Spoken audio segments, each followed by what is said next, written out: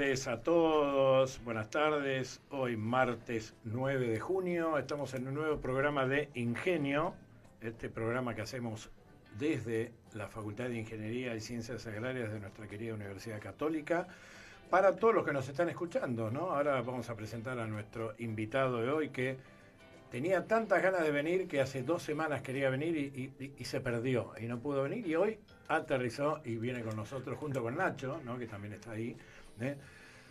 ¿Qué tal, Juanita? Excelente, ¿Cómo muy estamos? entusiasmada por el programa de hoy. Hola, Franquito.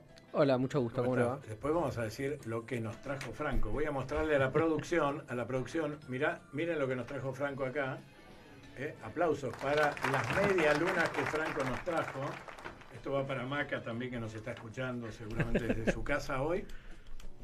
Hoy estamos en un nuevo programa de Ingenio, muy contentos de estar acá. Como siempre, ustedes saben que recibimos a invitados especiales, obviamente tienen que ver muchas veces con referentes de los temas que nosotros tratamos acá, que obviamente tienen una base ingenieril importante, pero en las distintas disciplinas. Y una de las cosas que han pasado en el último tiempo, y es muy importante para nuestra universidad, para nuestra facultad, es la creación de la carrera de arquitectura. Y obviamente su director de carrera es el arquitecto Fernando Robles, que nos visita. ¿Qué hace, Fer? ¿Qué haces, Leo? ¿Cómo va? Muy bien, muy contento de que estés acá. Fer está girando, se parece al ingeniero Sarkis, o sea, a mí, que nos pasamos yendo de un lado al otro y es difícil encontrarnos, pero finalmente pudo venir, y hoy vamos a tratar de exprimirlo en el buen sentido de la palabra para que nos cuente todo esto interesante de lo que está pasando dentro de la carrera de arquitectura en la Universidad Católica, que creo que tiene que ver también con mucho de lo que es esto del diseño, la innovación, todo esto de futuro, ¿no? Uno piensa la arquitectura en la Argentina y en el mundo como sin conocer, ¿no? Uno piensa que es una carrera dura, pero a partir de todo lo que tiene que ver con esta innovación, ha tenido un auge muy muy fuerte, ¿no? Y por suerte lo tenemos a Fer y a Nacho, que seguramente le va a apuntar con varios conceptos más, porque Nacho también es docente, pero un poco lo presento a Fer rápidamente. Fer es arquitecto y director de la carrera de arquitectura de nuestra universidad, con una amplia trayectoria laboral y académica. Lidera el desarrollo de una propuesta educativa, como bien les comentaba recién, que busca formar arquitectos capaces de responder a los desafíos contemporáneos de las ciudades, el ambiente, la tecnología y la calidad de vida de las personas. Esto del ambiente era algo que hace unos años no se le daba mucha bolilla y hoy tiene un direccionamiento muy muy grande, ¿no? Así que vamos a empezar a hablar con Fer. Chicos, ustedes con la libertad de siempre para preguntarle todo lo que necesitan. Bienvenido, Fer, nuevamente a Ingenio. Yo te largo la primera pregunta, ¿no? ¿Cómo nació esto del proyecto de fundar o de armar la carrera de arquitectura acá en UCA? ¿Y cuál fue la visión detrás de esta creación? Bueno, fue curioso porque me llama un amigo por teléfono y me comenta que estaba con el rector y me dice, ¿no te interesaría presentar un proyecto de NUCA para la carrera de arquitectura? Entonces me quedé helado porque pensé que con la trascendencia que tiene la universidad y todas las carreras clásicas que tiene, no sabía que arquitectura era la única de las conocidas, por no decir grandes, que no estaba. Bueno, tuvimos una reunión con el rector, nos contó la idea, nos contó el tema de transformación, el contexto de transformación UCA, y entendieron, supongo que el consejo directivo entendió que arquitectura y diseño, me dijeron, no te olvides de diseño, Sí. son parte de estrategias educativas distintas de hace mucho tiempo. Por ejemplo, el aula integrada, los conocimientos transversales, bueno, todo lo que se está buscando en la educación de hoy.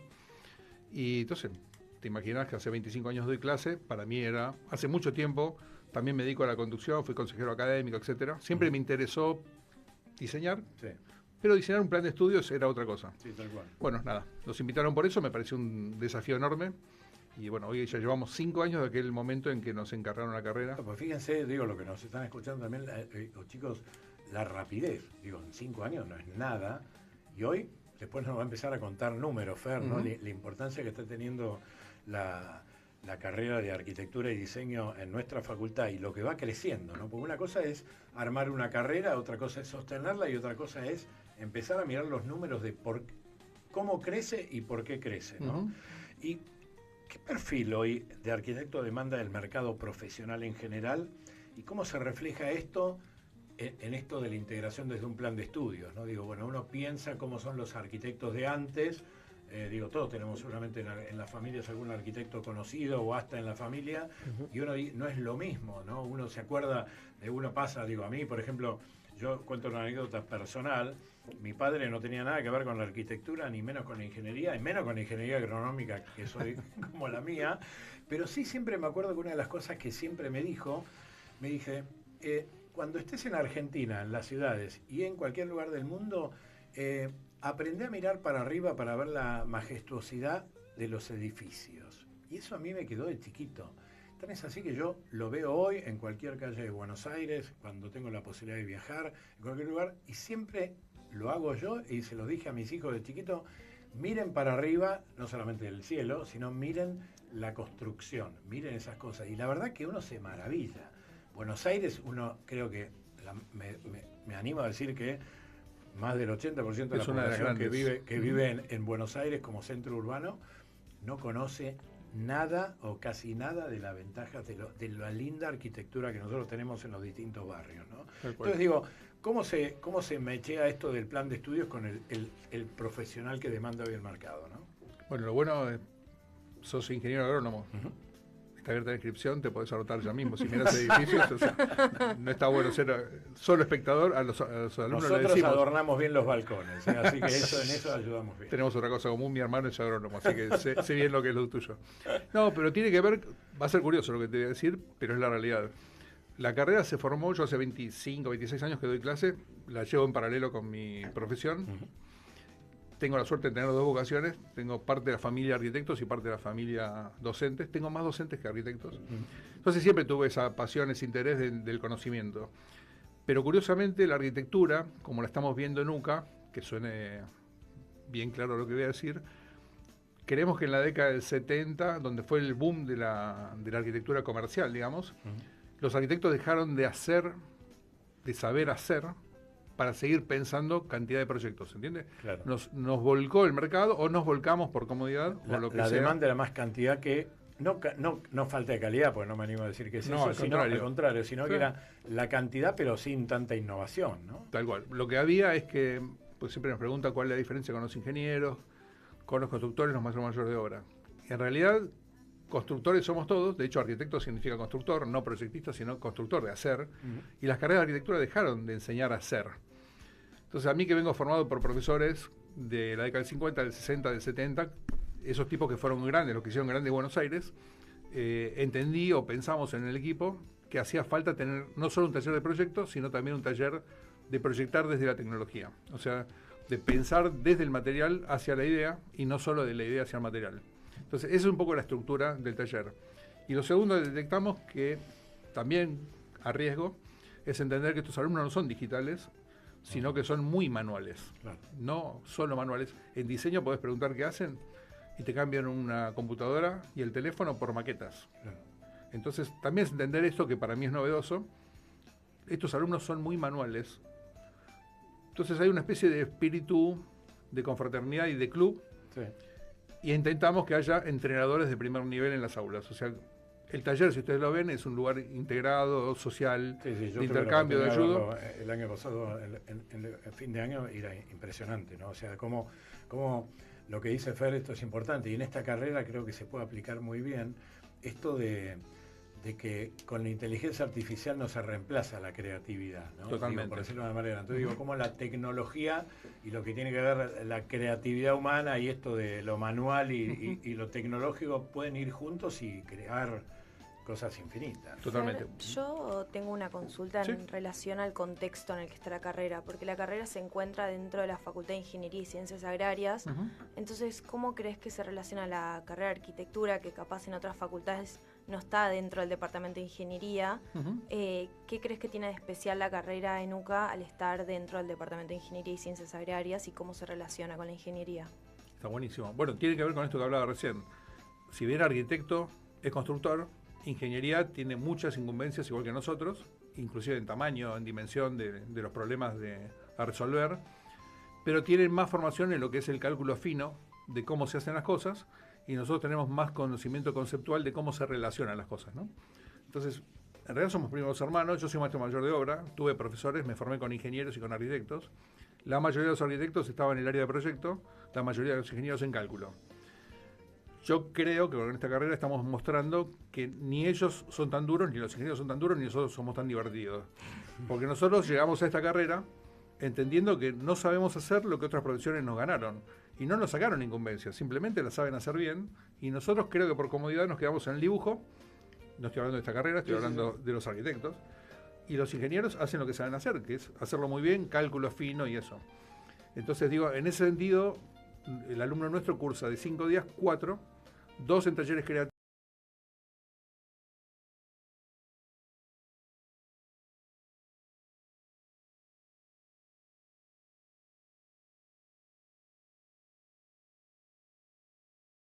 Programa del martes 26 de mayo de Ingenio. Acá estamos hablando con los chicos fuera del aire de todas las cosas, siempre cosas interesantes. Yo aprendo tanto de Helios y ellos se ríen porque dicen, no puedes aprender, vos sos grandes, y siempre puedo aprender un montón. Teléfono 11 70 60 99 51 por lo que quieran comentar. Tenemos, bueno, ayer les comentamos, ¿no? Que habíamos dicho al principio que lo más fácil era hacer una efeméride sobre el 25 de mayo porque fue ayer. Eso fue en 1810. Y Franco nos preparó una columna muy interesante, que lo vamos a dejar que nos hable un cachito, y nosotros siempre aprendemos también de él, respecto a... La otra revolución, ciencia y tecnología en 1810. Vamos, Franco, para adelante. Bueno, ayer fue 25 de mayo, eso ya todos lo sabemos, lo conmemoramos, lo estudiamos, no siempre lo recordamos algunos. Sabemos la historia, el cabildo, la primera junta, el pueblo, la plaza bajo la lluvia. Pero, a ver, hoy traigo un ángulo que quizás no es algo que se ve tanto, que no es algo que estamos acostumbrados a leer, estudiar o que recordamos del colegio.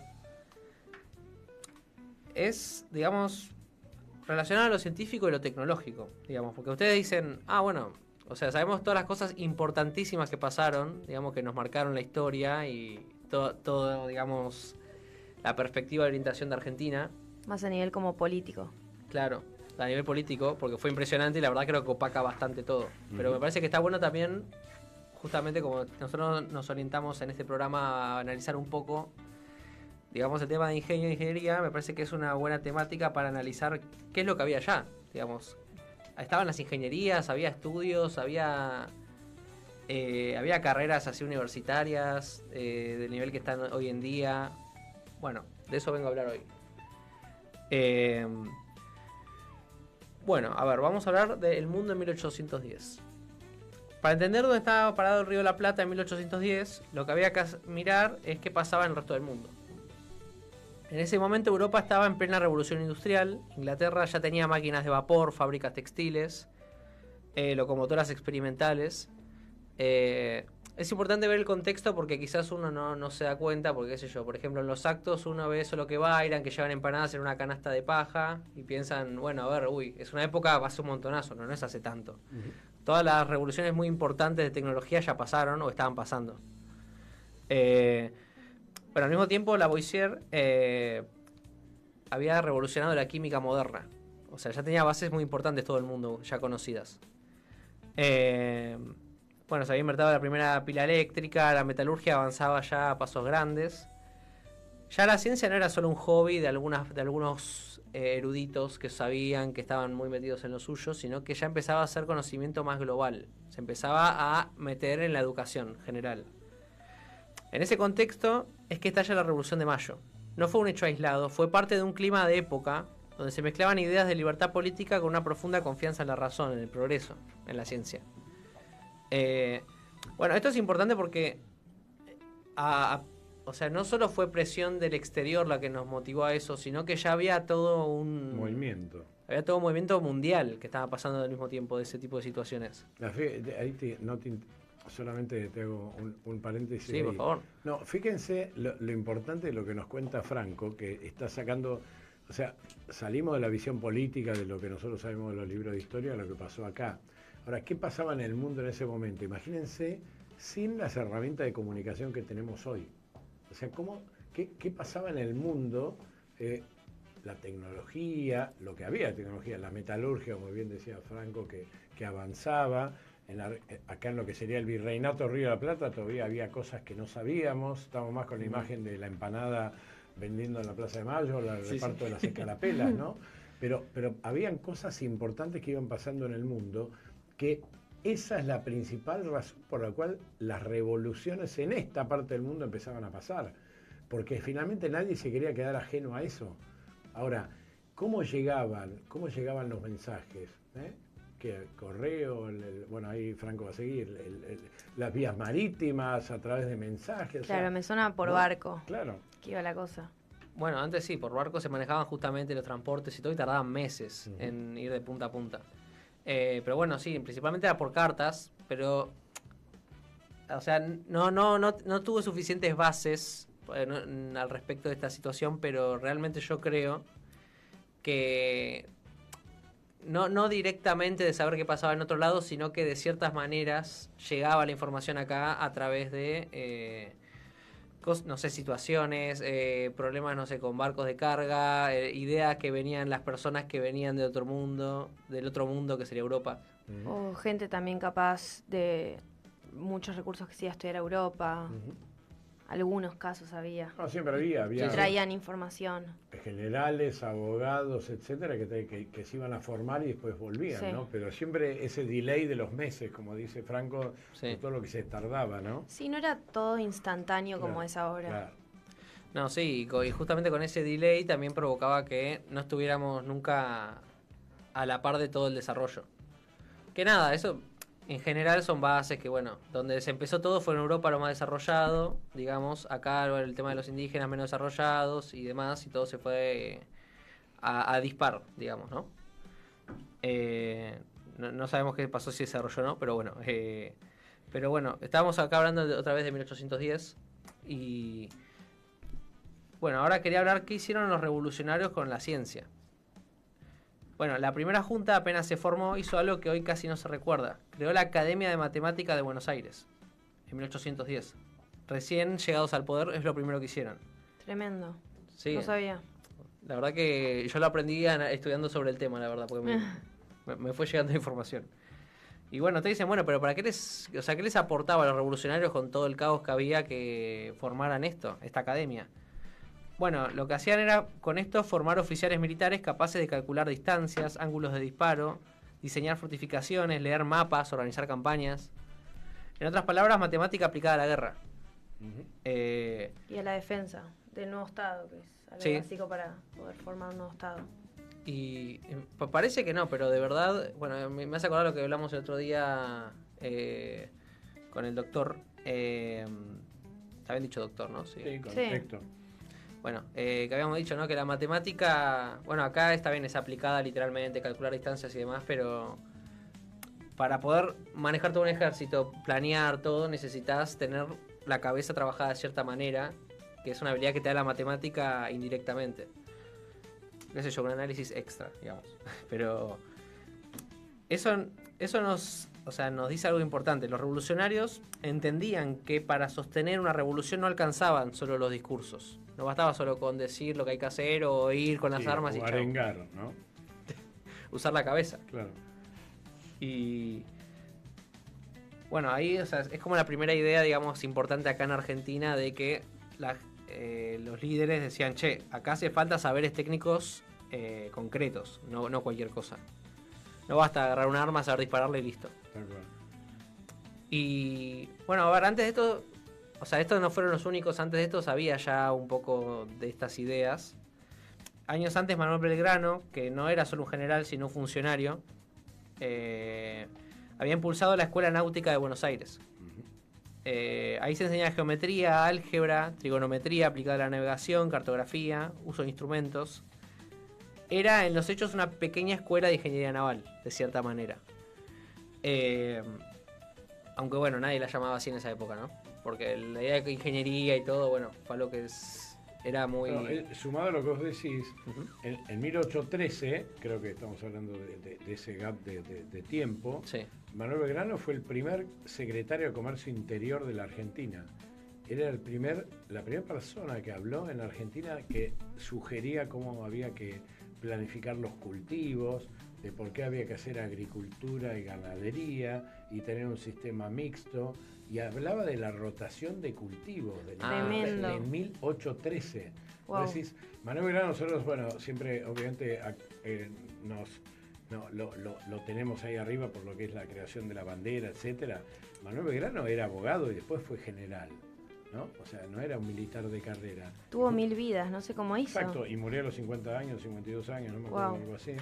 Y vos fijate cómo cuando uno, hay un libro de Daniel Balmaceda que habla de Belgrano que cuenta mucho todo esto, ¿no?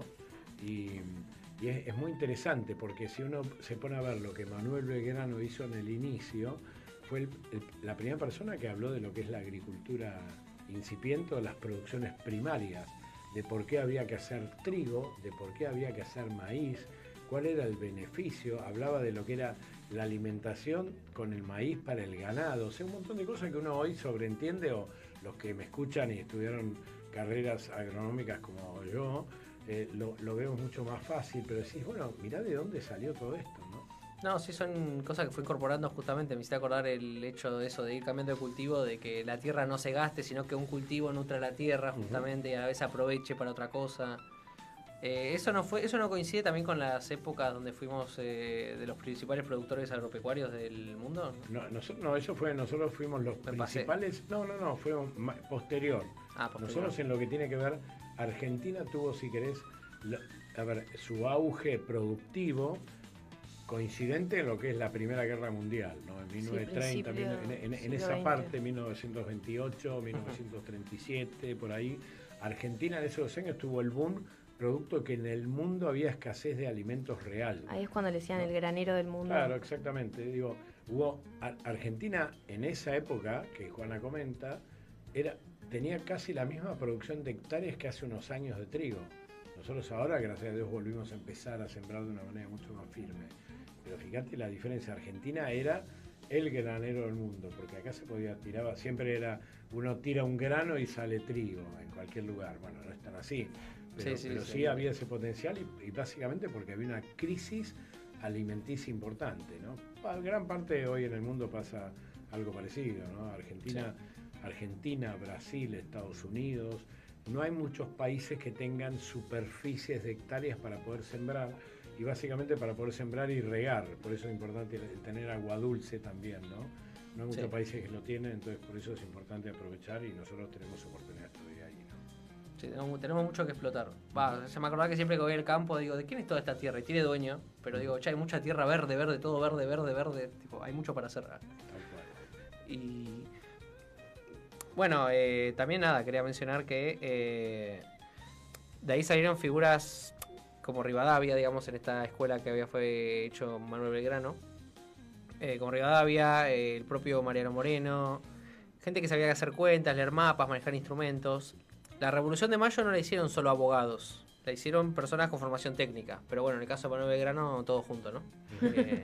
Era todo en uno. Sí, un perfil muy completo. Muy sobresaliente, pero mirá qué interesante, creo que esos datos o sea, próceres importantes de nuestra Argentina, Rivadavia, Mariano Moreno, algún otro más, salieron con sus conocimientos técnicos de la escuela que Manuel Belgrano había fundado, ¿no? Es súper interesante. No, sí, o sea, parece que no, pero es como, no sé, es decir, está bien, cada uno tenía lo suyo y se juntaron para la patria, sí, pero no, o sea, también tuvieron una formación intermedia, digamos. Está bueno, por lo menos para, bueno, nosotros que estudiamos ingeniería, bueno, vos ya sí, ya está todo, pero vos ya estudiaste todo, siempre puedes estudiar más, pero bueno. Sigo, siempre estudio. No, quiero decir, vos ya sos ingeniero, nosotros estamos en proceso. Está muy bien, obvio, entendí. Te agradezco, gracias. Y bueno, ahora quería hablar un poco de la tecnología, digamos, que también se usó mucho en estas épocas que estaba mucho de guerra. La tecnología de guerra y de todos los días, que estaba en el 1810. A ver, hay otro lado, digamos, todavía menos conocido, la tecnología de la guerra artesanal. En distintos puntos del virreinato había talleres donde se fundían cañones, se fabricaban balas, se producía pólvora con recursos locales. Eso requería conocimiento real, manejo de hornos, aleaciones de metales, balística, organización de la producción. Y a ver, por lo menos yo tenía la idea sencilla de, hierro fundido, cañón, pólvora y sale volando. Ok, no, pero hay que calcular trayectoria, son recursos finitos, las balas de cañón. O sea, tenías que tener un montón de cálculos, estrategia, preparación, que no era sencillo, digamos. Tenía que haber todo un entrenamiento previo y cálculos también. Tal cual, uno ve las películas y ve el cañón y la bala de material que uno supone que es acero, y tal vez son aleaciones de un montón de material que uno sabe. El diámetro de la bala, por qué es así y por qué no hay cañones más grandes. Lo que vos decís, la trayectoria, ¿no? Hasta dónde podía llegar todo eso, qué cantidad de pólvora se necesita. O sea, nunca nadie habla de eso. Uno ve el producto terminado, ¿no? Y mirá toda la técnica que hay o necesaria. No, claro, la verdad que es algo muy preciso, obviamente teniendo en cuenta la época que la precisión era en cierto rango, ¿no? Pero si vos te pasabas de pólvora, quizás te explotaba a vos, te quiero decir, porque no aguantaba el cañón. O el cañón iba para atrás y te golpeaba y rompía algo, te quiero decir. O sea, es todo un cálculo muy preciso. Mirá si Juanito hubiera estado en esa época, se hubiera hecho un picnic. Todo esto es el manejo de los recursos, ¿no? Dios mío. Y bueno, eso se sumaba, digamos, también. Bueno, siempre traigo la medicina, pero bueno, es que la medicina está siempre metida en todo. Sí. La medicina militar también estaba acá. La vieja escuela de medicina se transformó en el Instituto Médico Militar para formar a cirujanos de campaña. Se estudiaba anatomía, cirugía de heridas, higiene básica. O sea, tecnología del cuerpo puesta al servicio de la revolución, digamos. Que al servicio de la revolución porque con las guerras se fue haciendo todo, abriendo paso, aparte de lo político, ¿no? O sea que gracias a la revolución se avanzó en un montón de esferas de conocimiento. Bueno, eso siempre lo digo, siempre me hace acordar un poco en realidad más orientado a Dios, ¿no? Pero ustedes dicen, ¿pero qué te referís con la guerra y Dios? Bueno, no, me refiero a que la persona ante la necesidad, digamos, se desarrolla. Y cuando hay una situación mala uno puede sacar algo bueno, quiero decir. Entre tanta muerte se subió el nivel de las bases técnicas en base a lo que estaba pasando la situación. No digo que fue lo mejor, pero algo se sacó de eso. Sí, muchas veces hoy en día sigue pasando, la guerra hace que se acelere el conocimiento, nos guste o no. Se traslade, ¿no? Sí. Tal cual, eso es verdad, eso es cierto. Bueno, sí, hay un montón, hay veces que uno mira y dice, pasó este tipo de ataques en tal lugar, es horrible el ataque, pero se atacó con tal forma, con un dron que no es piloteado, o sea, uno ve la tecnología hoy que ya es transversal, como dice Franco recién apuntaba respecto a lo que tiene que ver con la medicina, ¿no? Digo, la medicina en su momento era lo transversal a todos, hoy día sigue también, pero cada vez con mucho más conocimiento. Y lo interesante que recién Juanita aportaba a la columna de Franco es esto de cómo la revolución, me encantó el concepto inicial, ¿no? Que dijiste, la revolución no la hicieron los generales y los abogados solo. Acá hubo algo técnico que fue necesario para que la revolución de mayo, en su momento, me imagino que después con la independencia de 1816 también, haya tenido éxito. Y es decir, toda esta parte del mundo quería tener algo parecido a lo que pasaba en otra parte del mundo, ¿no? Y había más recursos, y había más recursos naturales, había más posibilidades de poder producir determinadas cosas que en otro mundo no pasaban, en otra parte. Entonces, sí o sí necesitabas el tecnicismo que muchas veces uno lo pasa de largo y lo olvida, ¿no? Bueno, lo que pasa es que también yo creo que pasó tanto y lo aprendimos de chicos lo justo, que para nosotros a veces lo justo nos opaca y ya crecemos con que es así y no hay nada más. Pero qué sé yo por lo menos mientras más voy estudiando, más me doy cuenta que las cosas son mucho más complejas de lo que realmente parecen. Y qué sé yo, viste, siempre dicen, mi viejo siempre dice, el hombre, uno mientras más lee, más libre es, digamos. Bueno, porque, qué sé yo, uno mientras más ignorante sabe que es realmente de algo, menos se hace el que sabe y menos asume, bueno, un quilombo me hice mental, pero quiero decir básicamente que nada, es importante, digamos, el hecho de saber las limitaciones de uno. Y bueno, nada, solo para ir cerrando, quería plantear, ¿no? Digamos, si nos preguntamos si hay ingeniería en el sentido de hoy, facultades y demás, ¿ustedes qué creen? ¿Había o no había facultades formales en esa época de 1810? No sé, ¿en el mundo o acá? Acá en Argentina. No, yo creo que no. Probablemente una podría haber. ¿Juanita? Justo cuando vi de qué se trata la columna busqué que... No vale. 11 70 60 99 51 para refutar a Juanita, que mientras estaba haciendo la columna consultó a su amigo ChatGPT. ¿Vale o no vale? Bueno, ¿Qué decía? A ver, ahora ya jugaste. No, lo único que busqué es cuándo había sido el primer colegio, porque me interesó esto, ¿viste? Yo siempre tengo el colegio igual Sarmiento, Sí. y me interesó en qué momento fue, y busqué que en 1610 fue el primer colegio, pero un colegio como privado, lo que hoy conocemos, y que el primer colegio como de enseñanza pública fue en 1826. Colegio de educación, o sea, Media. de primaria, creo. Entonces diría que no, pero no sé. A ver, si entendemos ingeniería como saberes técnicos aplicados a problemas reales, o sea, navegar, construir, defender una ciudad, crear cañones, calcular eso, sí. Pero ¿La de Manuel Belgrano contaría como facultad? legalmente no, pero como no había nada, quizás sí. Claro. Capaz no había algo bien establecido, pero sí había como universidades informales.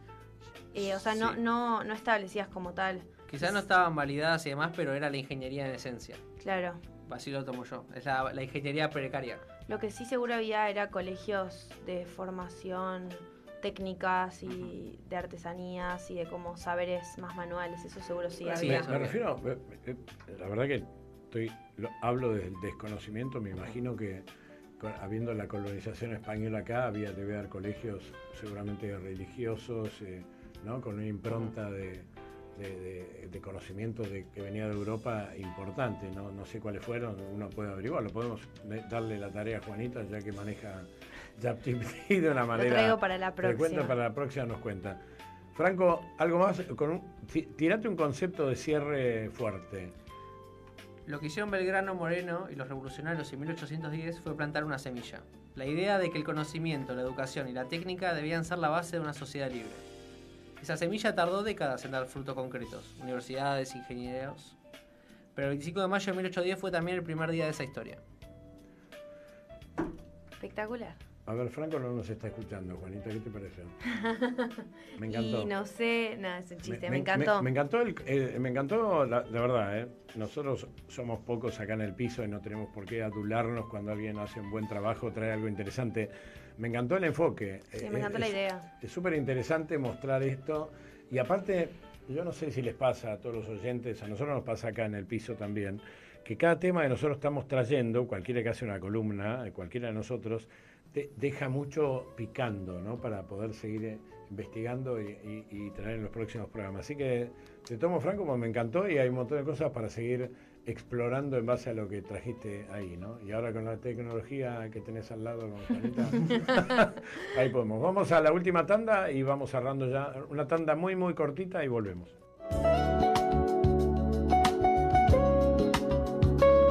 Si nos dejó abierta la posibilidad para seguir investigando, ¿no? Sí, Ahora estuvo después, espectacular. la próxima semana seguramente Juanita nos va a traer una columna interesante también respecto a sus temas de ambiente que tanto nos ocupan.